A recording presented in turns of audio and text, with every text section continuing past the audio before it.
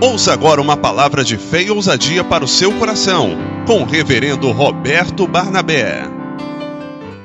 Irmãos, hoje nós estamos iniciando uma série de estudos dos evangelhos.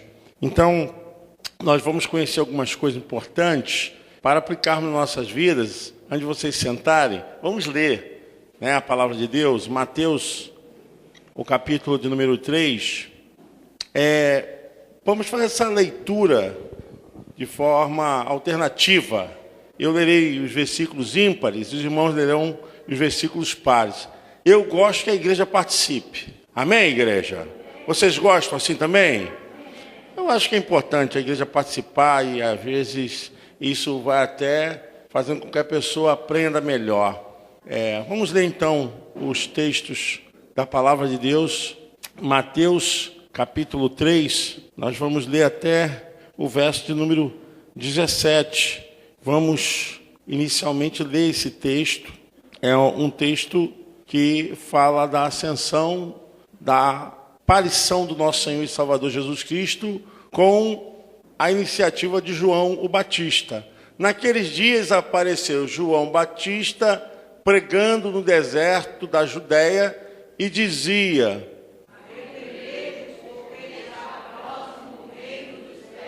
porque este é o referido por intermédio do profeta Isaías, voz do que clama no deserto.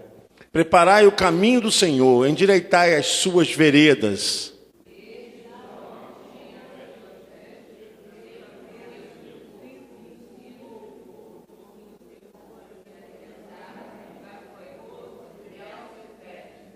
Mas ficou feio. Vamos voltar ao versículo 4 aí, irmãos. O que houve aí? Teve atraso aí na leitura? Olha aqui na televisão aqui, vamos lá. E sua...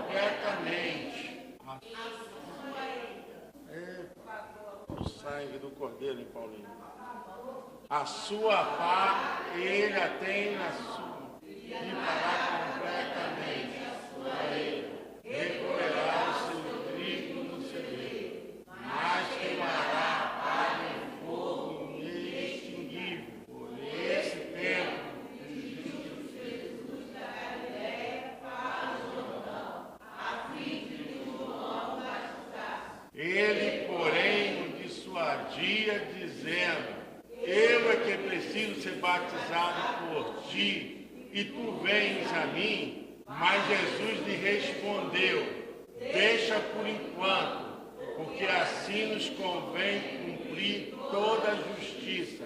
Então ele o admitiu.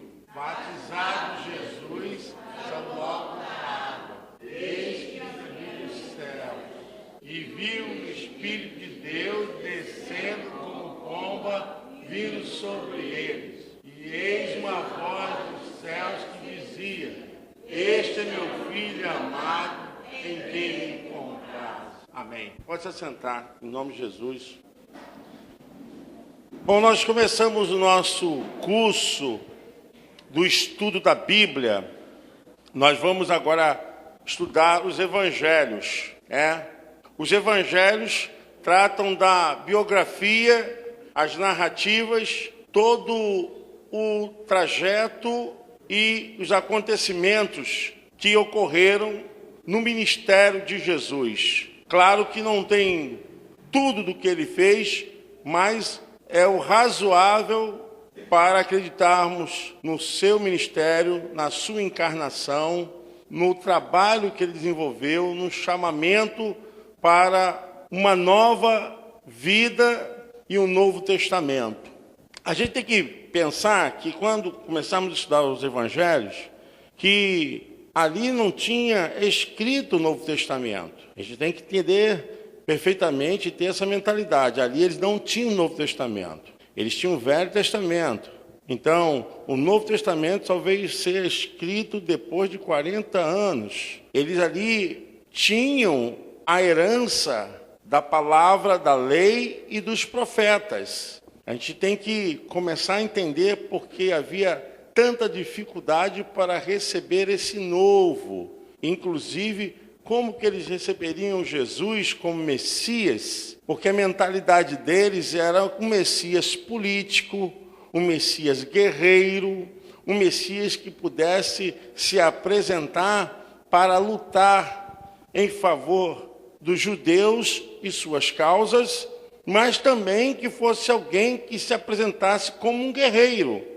E Jesus não veio com nenhuma dessas características. Na verdade, a obra que Jesus veio fazer é no mundo espiritual, libertar as mentes e os corações dos poderes de Satanás, revelar o verdadeiro inimigo que estava por trás de toda aquela opressão romana. Era muito mais do que a opressão romana, era a opressão satânica, só que eles não conseguiam enxergar. Então, eles já tinham essa dificuldade. Como aceitar o ministério de Jesus, porquanto não era aquilo que eles esperavam. Eles esperavam um Davi, um camarada que pegasse em espada, em lança, um camarada que colocasse o exército para guerrear. E Jesus, pelo contrário, ele veio para fazer a obra no mundo espiritual, para libertar as mentes, os corações da opressão maligna, pessoas que viviam debaixo de um jugo satânico. Então, em determinado momento, Jesus, ele nem pedia para que se revelasse a sua identidade. Jesus curava, fazia obras maravilhosas e dizia, olha só, não fale para ninguém, não precisa dizer nada do que aconteceu. Por quê?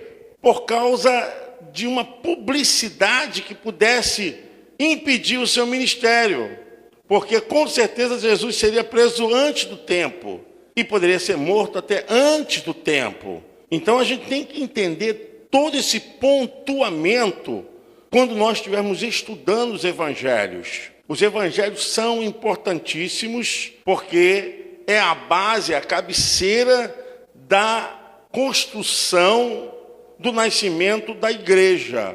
Porque a igreja, ela tem um perfil de iniciação, que é a vida do nosso Senhor e Salvador Jesus Cristo, que ele mesmo menciona lá em Mateus, que ele edificaria a sua igreja e as portas do inferno não prevaleceriam, porque ele tinha dado todo o poder e toda a autoridade no mundo espiritual àqueles que levariam o facho maravilhoso da graça salvadora.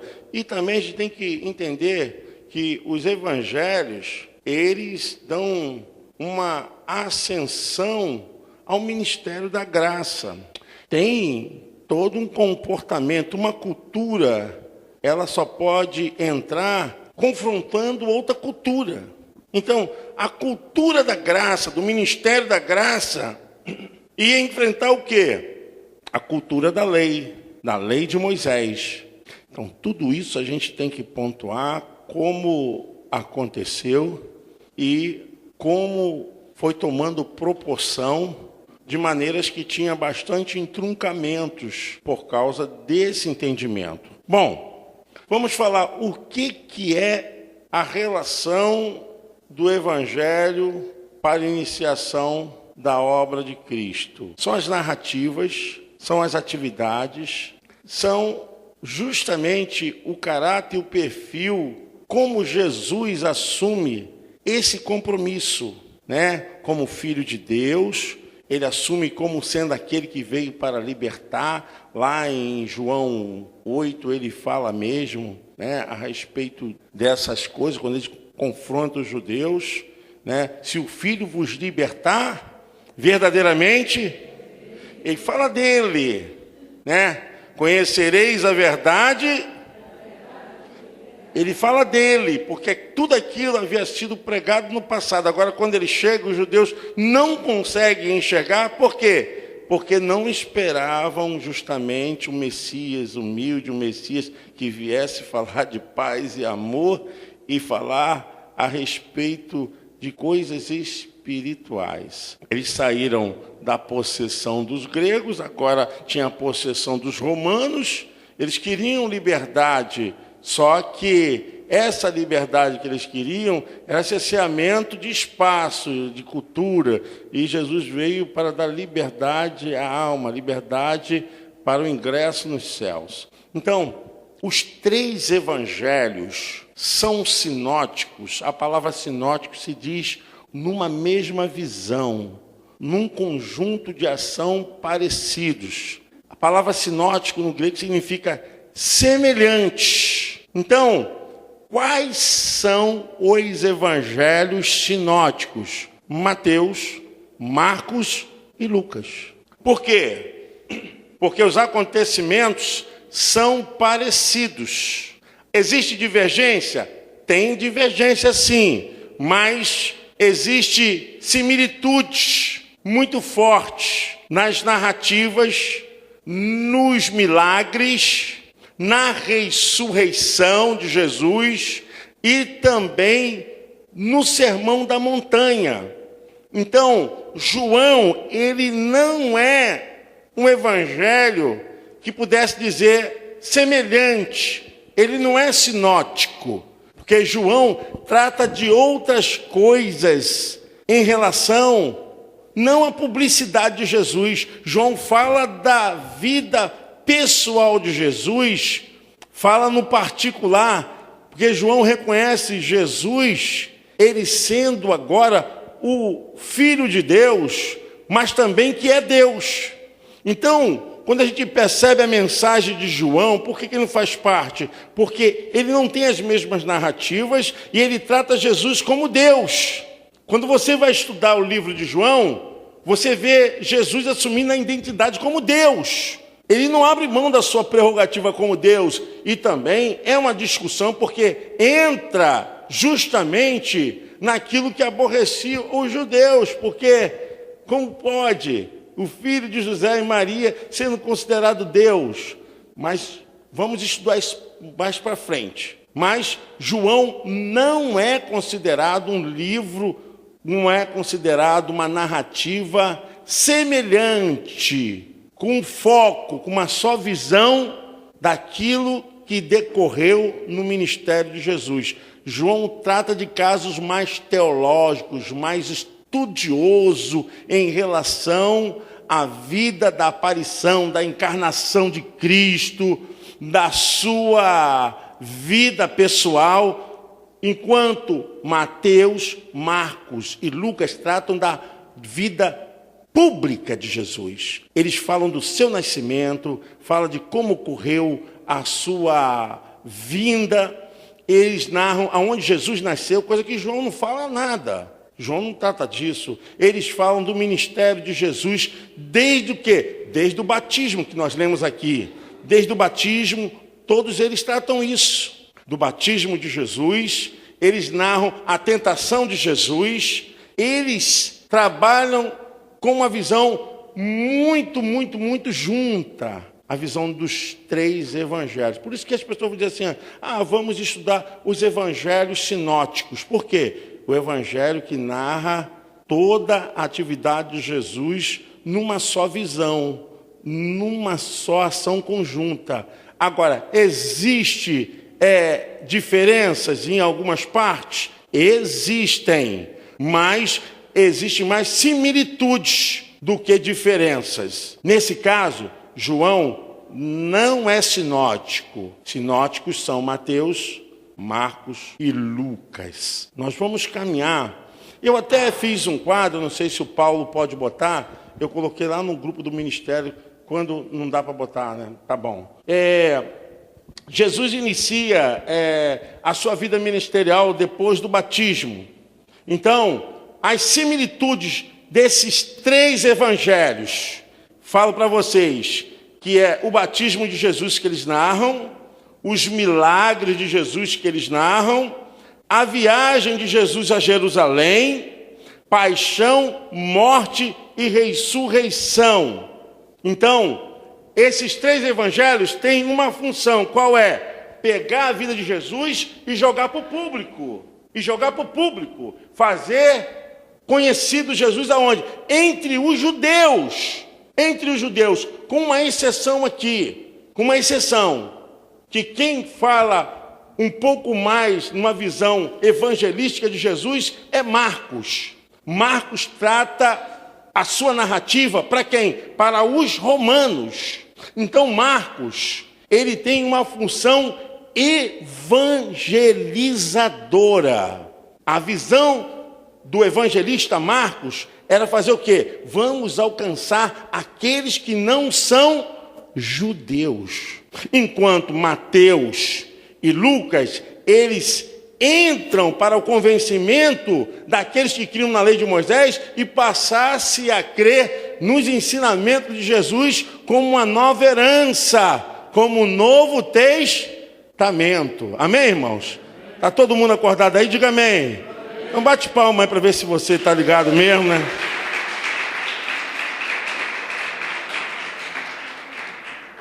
Bom, é importante a gente ver que Mateus, Marcos e Lucas, eles sempre falam do ministério de Jesus com uma correlação com o Velho Testamento. Isso, quando a gente vai estudar dentro de uma visão para respaldar o nosso assunto, né?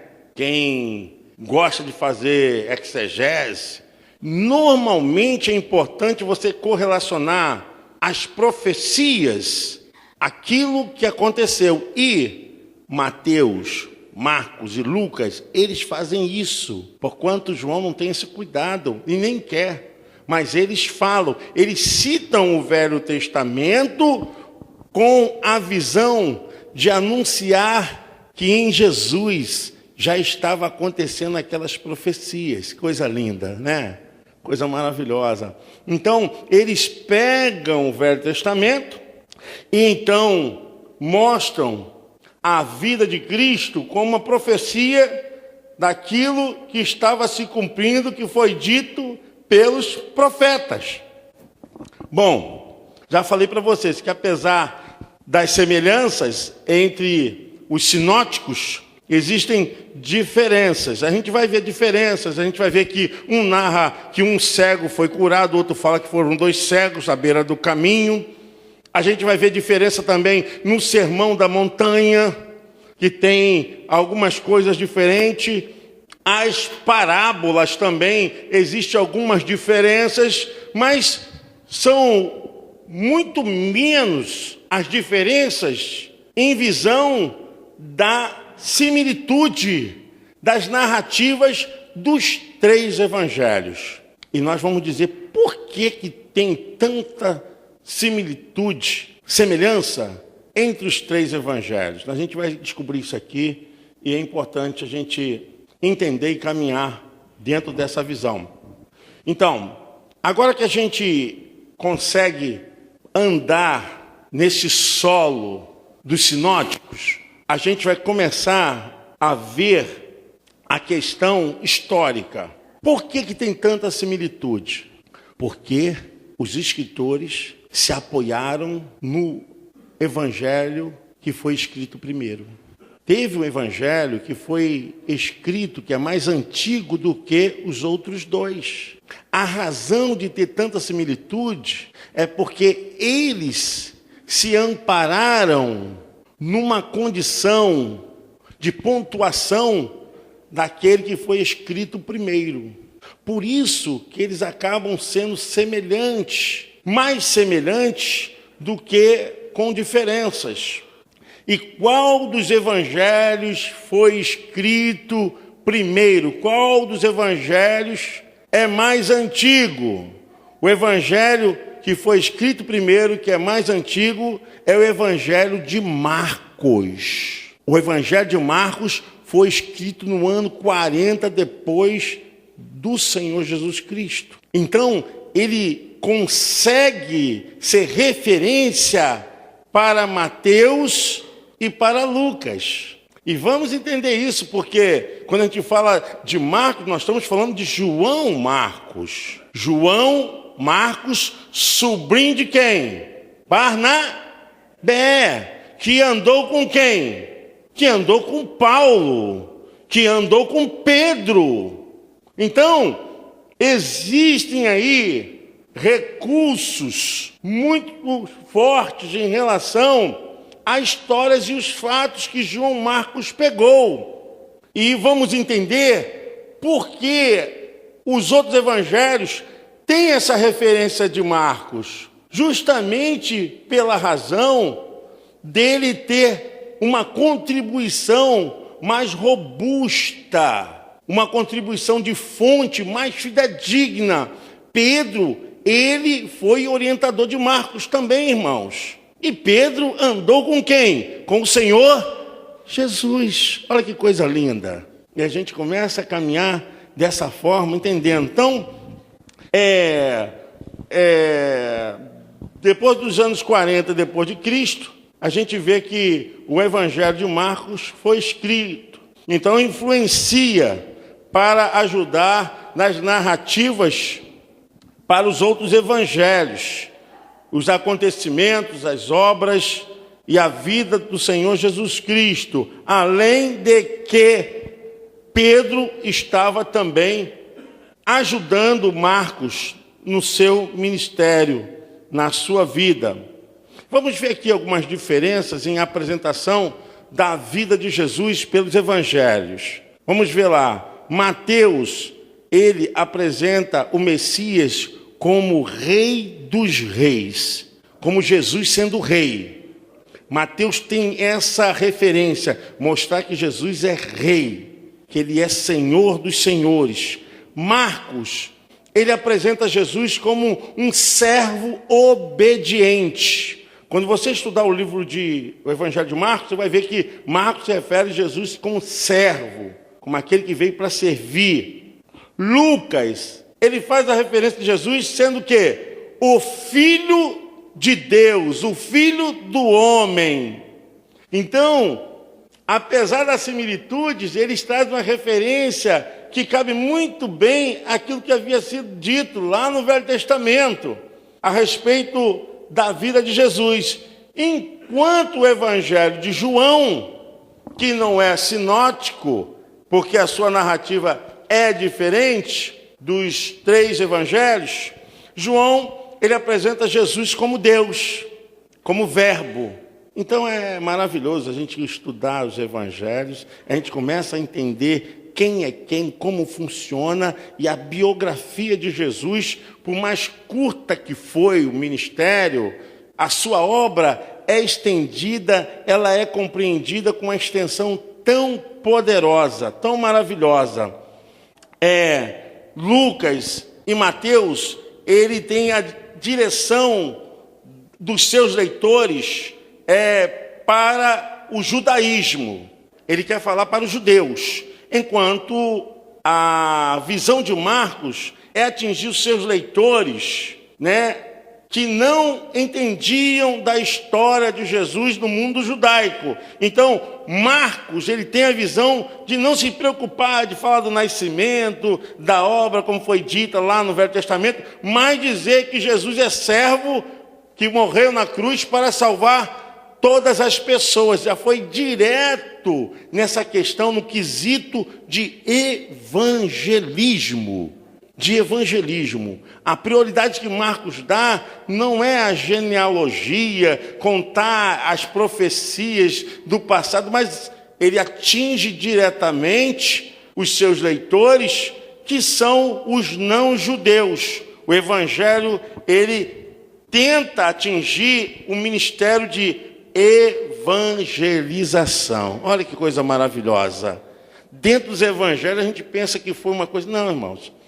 O Espírito Santo, ele inspirou, né? Inspirou. Essa capacidade de inspiração é escrever aquilo que Deus havia colocado na mente deles. E a inspiração, segundo o que é relato na visão realmente do que a gente entende, a inspiração só teve uma vez, que é de escrever as Escrituras. Porque o restante nós somos iluminados. A inspiração, porque a Bíblia diz lá que toda Escritura é inspirada por Deus. Então, essa inspiração foi justamente para escrever. Bom, vamos tratar do caso de Marcos. Amém, irmãos? Vamos tratar do caso. Diga para o seu irmão, vamos tratar do caso do Marcos. Isso. Vamos tratar do caso de Marcos, porque o caso de Marcos é importante. Abre uma porta assim para nós tratarmos. O caso de Marcos, a gente vai ver que foi o primeiro evangelho a ser escrito. Mas se a gente for ver no passado, no início da história de Marcos, Marcos foi aquele jovem que reclamou da primeira viagem missionária. Vocês se recordam disso na nossa aula? Se recordam que Paulo falou para Barnabé, olha, eu não quero mais João Marcos comigo não. Porque na primeira viagem missionária que Paulo fez, levou Marcos, e Marcos começou a reclamar, porque eles estavam sendo colocado em risco, estava fugindo, e aquela coisa toda, começou a reclamar, e Paulo não gostou daquilo. Paulo não gostou. Paulo era um cara muito sanguíneo. Tinha que falar e falava na cara, era aquela coisa mesmo. Não é isso, não gostei. E Barnabé se chateou porque, olha, você não pode falar assim. Tem que ter mais cuidado com as pessoas. É o que acontece na igreja, não é? Tem irmão que fala na cara e você tem, não, calma aí, irmão, não é assim não. Você vai botar o irmão para fora da igreja e o outro... Não. A gente vê, olha, o tempo... E as pessoas que mudam, mas a história se repete. É ou não é, irmão? É.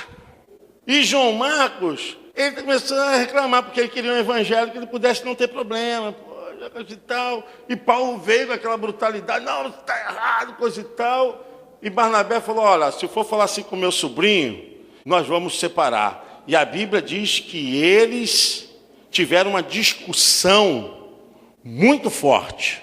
A discussão foi forte. Foi forte ao ponto deles se separarem. Então, no ministério tem discussão? Discussão forte? As pessoas se separam? Amém? Ninguém gosta de falar dessas coisas, mas está aqui na Bíblia. Aqui na Bíblia. Discutiram que se separaram. Então, você vai para um canto, que eu vou para o outro, mas o Espírito Santo, ele... está aqui para tratar das nossas vidas, amém? O Espírito Santo tem um trabalho tremendo, porque tem muita gente, só o sangue de Jesus, né?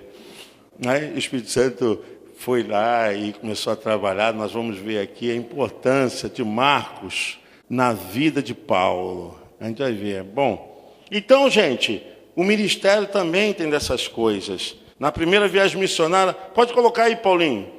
Atos 13, 13, depois Atos 15, 38 ao 40. Atos 13, 13 vai relatar. Vamos ler aí junto, irmãos.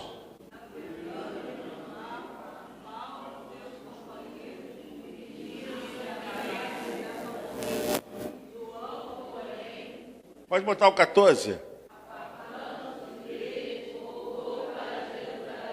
Então, João Marcos, ele voltou. Ele não quis continuar na segunda viagem missionária. Atos 15, 38 a 40. A gente vê o problema instaurado e a coisa... Vamos lá?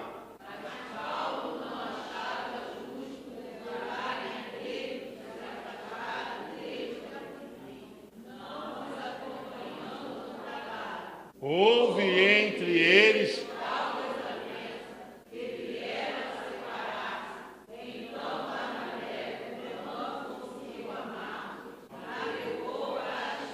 mas Paulo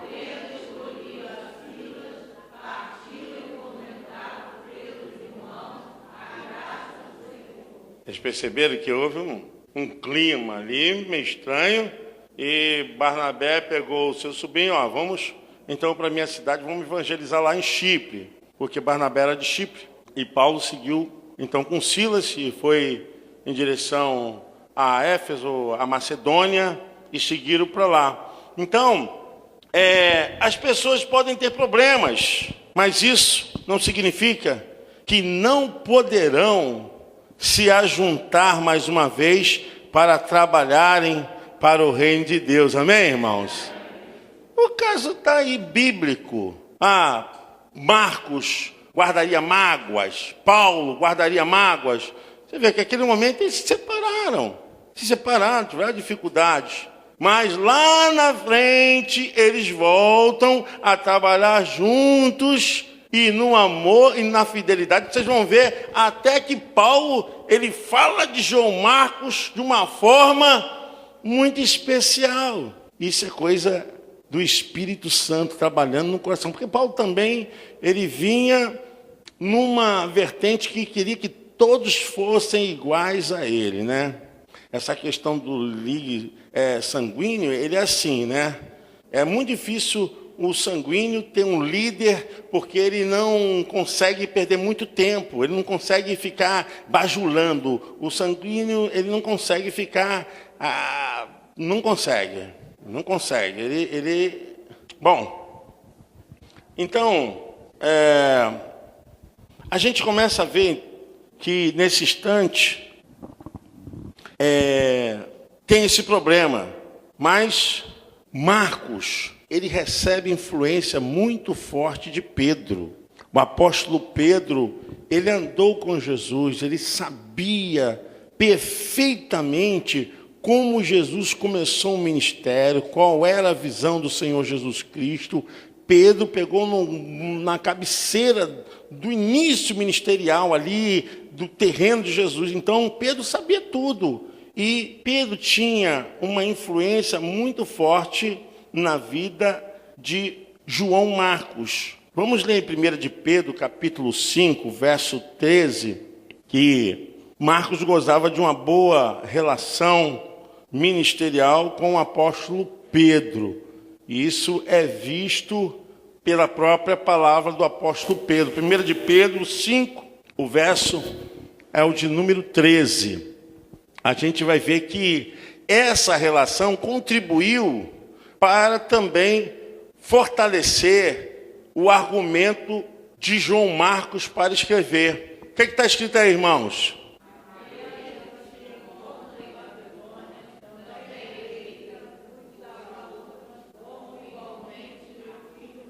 Você vê que a afinidade, chamando Marcos, pode botar o 14, ele consegue ser chamado de filho. O que diz?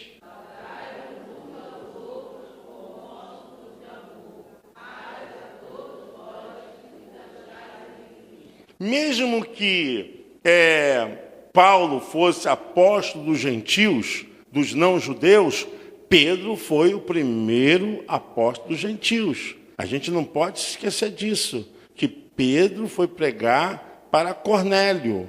Então, embora Paulo tivesse dado esse avanço e foi considerado como pastor dos gentios, Pedro fez isso primeiro que Paulo. Então, a gente percebe que existe uma afinidade e Pedro saúda a igreja da Ásia, menciona Marcos como filho amado e manda todos estarem saudando os irmãos com o ósculo santo, que era coisa de pessoas que tinham a mesma fé, o mesmo amor, que era o beijo, né? O beijo no rosto. E João Marcos está considerado como aqueles que fazia parte da elite dos primeiros apóstolos, né? Daqueles que andaram verdadeiramente com Jesus. Então, Marcos, ele foi recusado por Paulo na segunda viagem missionária.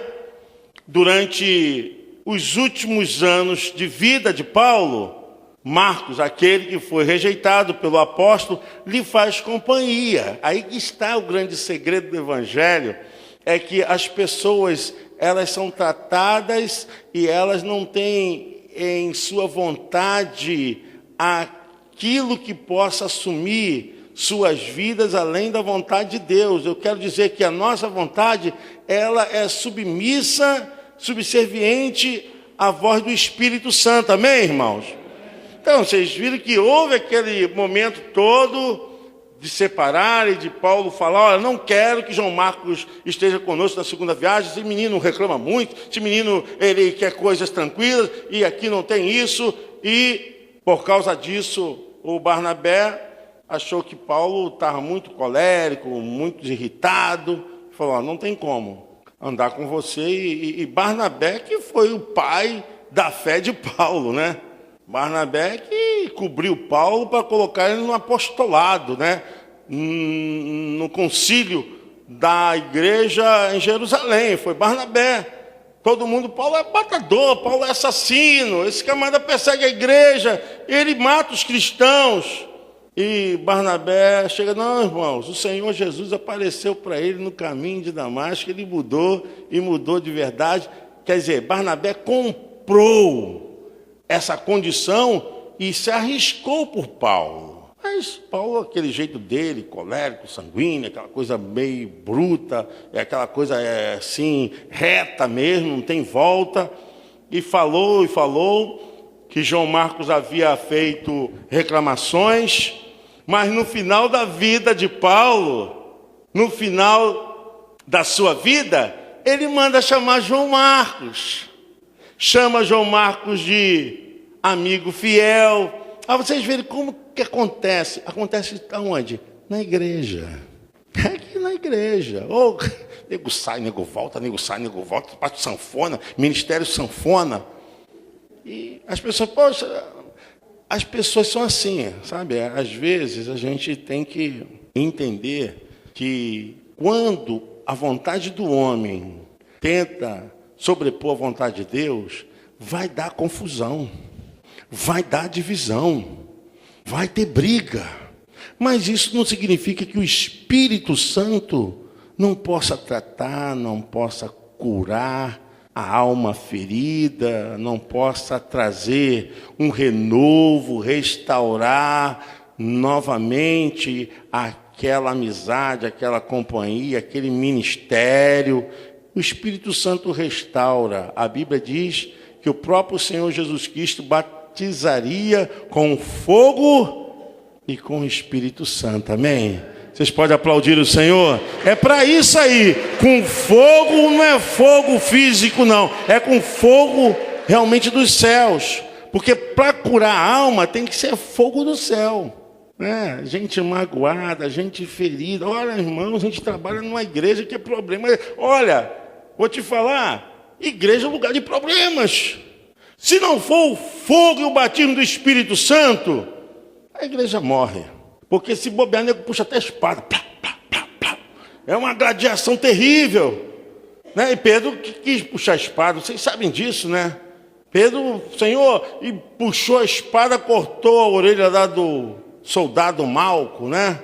E Jesus falou: olha, se eu quisesse, eu rogaria ao Pai, Ele mandaria miríades de anjos para guerrear por mim. Jesus quer dizer só: meu reino não é de espada.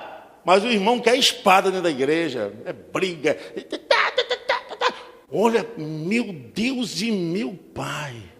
Olha, irmãos, a gente passa mais tempo fazendo conciliação de irmãos do que orando.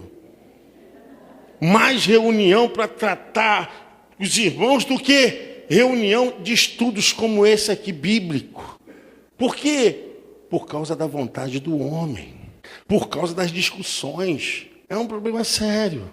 Aí você vê, é uma coisa nova? Não, é uma coisa antiga, está lá, ó. Está lá. Mas, quando eu falo para vocês que nós recebemos não um batismo só de água, o nosso batismo é de fogo e com o Espírito. Amém? Você pode aplaudir aí? É com fogo e com o Espírito Santo. Por isso João Batista falou: olha, eu batizo vocês com água para o arrependimento, mas vem alguém depois de mim que é mais poderoso. Ele vos batizará com fogo e com o Espírito Santo. Diga comigo: com fogo e com o Espírito Santo. Quando você for falar com o seu irmão, quando você for tratar com o seu irmão, quando você tiver alguma causa com o seu irmão, trate com fogo e com o Espírito Santo. Você pode aplaudir o Deus eterno. Aí resolve as coisas. Se tiver fogo e Espírito Santo, fogo do alto. Sabe aquele fogo que estava queimando na sarça? A sarça ardia, mas não queimava. E saiu uma voz do meio daquela sarça dizendo para Moisés: tira as suas sandálias, porque esse lugar agora se tornou um lugar. Deus estava ali. Esse fogo é a presença de Deus. Representativo. O fogo é representativo. É a presença de Deus ali. Então, irmãos, quando já na sua carreira final, Paulo manda chamar João Marcos, o qual ele havia rejeitado. Mas Paulo estava batizado com fogo e com o Espírito Santo. O fogo e o Espírito Santo significa a morte do seu eu, da sua vontade. Sabe, aquela coisa que você fala assim: pô, eu vou no Senhor, eu vou aguentar isso aí. No Senhor eu vou me humilhar, no Senhor eu vou pedir perdão, no Senhor eu vou me desarmar. O fogo no Espírito Santo é para isso, irmãos. Às vezes aquela vontade, o Espírito Santo fala: opa, não é para isso não.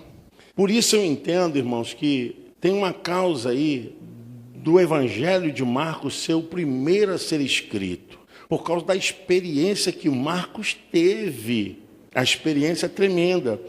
Então a gente vai ver que Paulo rejeita João Marcos, mas depois ele pede para que João Marcos fizesse companhia a ele, estivesse do seu lado nas horas mais difíceis. Podemos ver em Colossenses capítulo 4, versos 10 e 11, Paulo falando dessa companhia, mas já é um outro Paulo. O que diz aí, irmãos? Saudai-vos, Aristarco, prisioneiro comigo, e que? Sobre quem? Verso 11. E Jesus...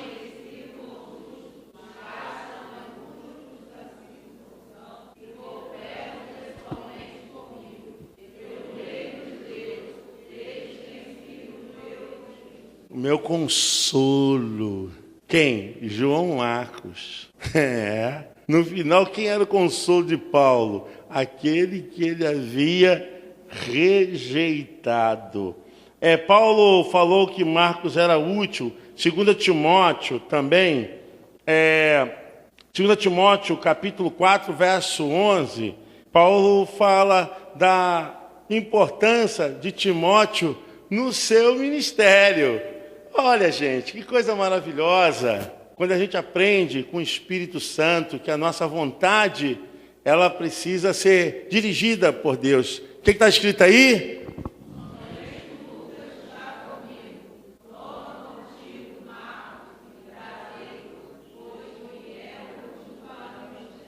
Quem era útil para o ministério? O rejeitado. A gente aprende assim, irmãos. Igreja do Senhor. O Evangelho é oportunidade para transformação, para mudança. O Evangelho é a abertura para o novo, para uma ideia restauradora, transformadora. Amém? Você pode aplaudir o Senhor? Aleluia! Bom, vamos ver em Filemão. Filemão só tem um capítulo. O verso é o 24, Paulo. Paulo trata João Marcos como aqueles que faziam parte da lista daquela cooperação na obra. Fazia parte na lista dos cooperadores. No livro de Filemão, versículo 24, a gente vai encontrar... Por que eu estou trazendo toda essa grandeza? É para mostrar para vocês que muitas vezes nós achamos que isso não é capaz de acontecer. É capaz de acontecer, mas também a transformação. O que está escrito aí, irmãos?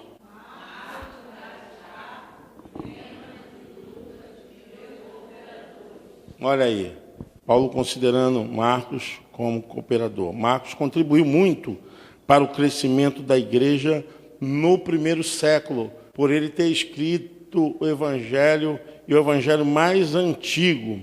Marcos foi direcionado ao povo romano e ele apresentou Cristo como o servo do Senhor, enviado para realizar a obra profética de Deus. Então, eu quero...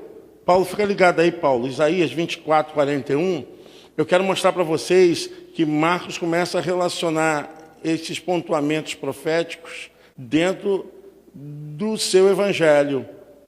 Isaías 24, 41, ele fala que Cristo veio enviado para realizar uma obra específica de Deus dentro da visão.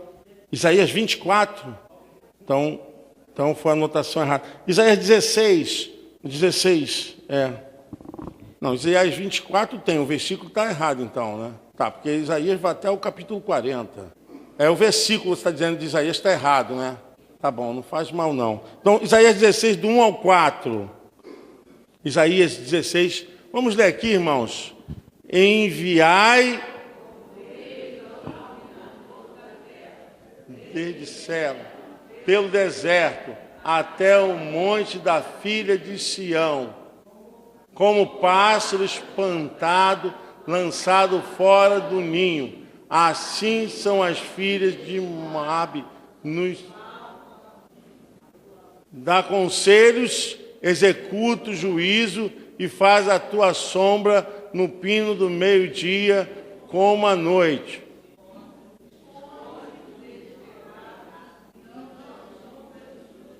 Habitem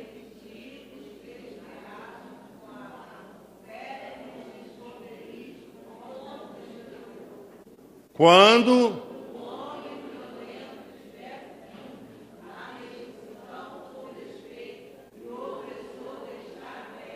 aí fala do momento em que os judeus estavam realmente como os filhos de Moabe, estavam sem direção, sem um alinhamento, mas que esse período se encerraria.